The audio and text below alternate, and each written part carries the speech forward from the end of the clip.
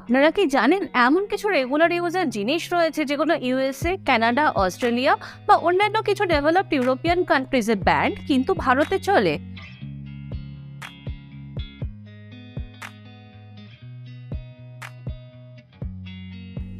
Hello viewers, আপনারা কি জানেন এমন কিছু রেগুলার ইউজের জিনিস রয়েছে যেগুলো ইউএসএ, কানাডা, অস্ট্রেলিয়া বা অন্যান্য কিছু ডেভেলপড ইউরোপিয়ান কান্ট্রিজে ব্যান্ড কিন্তু ভারতে চলে?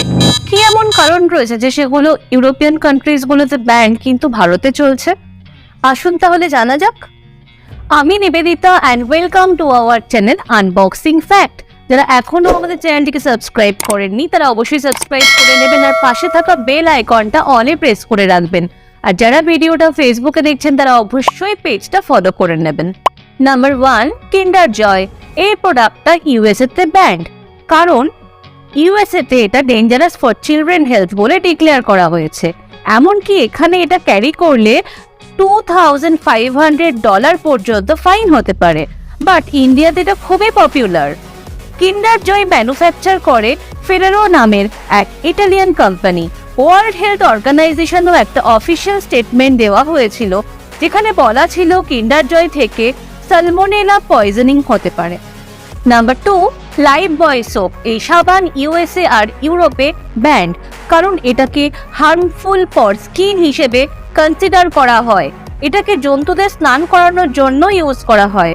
বাট ইন্ডিয়াতে এই সাবান কিন্তু খুব পপুলার। নাম্বার 3, রেড বুল। এই এনার্জি ড্রিঙ্ক ফ্রান্স আর ডেনমার্কে ব্যান্ড। লিথুয়ানিয়াতে 18 বছরের নিচে এই ড্রিঙ্কের ব্যবহার নিষিদ্ধ। ওই কান্ট্রির স্টাডিতে এটা জানা গেছে যে এই ড্রিঙ্কটা হার্ট অ্যাটাক, ডিহাইড্রেশন আর হাইপার টেনশনের কারণ হতে পারে। বাট ইন্ডিয়াতে এই ড্রিঙ্কটা ইজিলি অ্যাভেলেবেল। 2008-এ ফ্রান্স থেকে 12 বছরের ব্যান তুলে নেওয়া হয়, কারণ ওখানে একটা মডিফাইড ভার্সন নিয়ে আসা হয়েছে যেখানে ক্যাফেইন থাকলেও টরিন নেই। Number 4, Disprin. ইন্ডিয়াতে মাথা ধরলে ডিসপ্রিন নেওয়া খুবই প্রচলিত, কিন্তু এই মেডিসিনটা ইউএসএ আর অনেক ইউরোপিয়ান কান্ট্রিতে ব্যান্ড, ইন্টারন্যাশনাল স্ট্যান্ডার্ড মিট করতে না পারার জন্য। ইউএসএতে 16 বছরের নিচে এই মেডিসিনের use banned. Number 5, pesticides.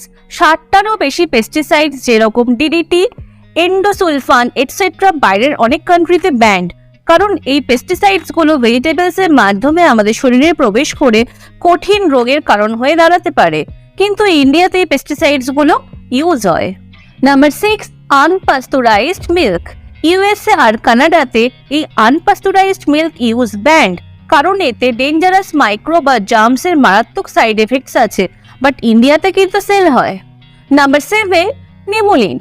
America, Britain, Canada, Australia ছাড়াও এই পেনকিলারটা আরো অনেক কান্ট্রিতে ব্যান্ড, কারণ এই মেডিসিনটা লিভারের জন্য হার্মফুল মনে করা হয়। বাট ইন্ডিয়াতে এই মেডিসিন অ্যাভেলেবেল।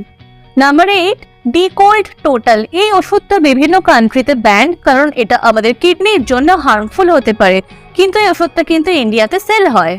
লিওপিন কোম্পানির এক্সিকিউটিভ ভাইস প্রেসিডেন্ট ধনঞ্জয় বাখলের মতে যে কোনো মেডিসিনের ইউজফুলনেস ডিপেন্ড করে ওষুধটার রিস্ক বেনিফিট রেশিওর ওপর, যে কারণে এমন কোনো মেডিসিন নেই যেটা ভারত ছাড়া রেস্ট ওয়ার্ল্ডে ব্যান্ড।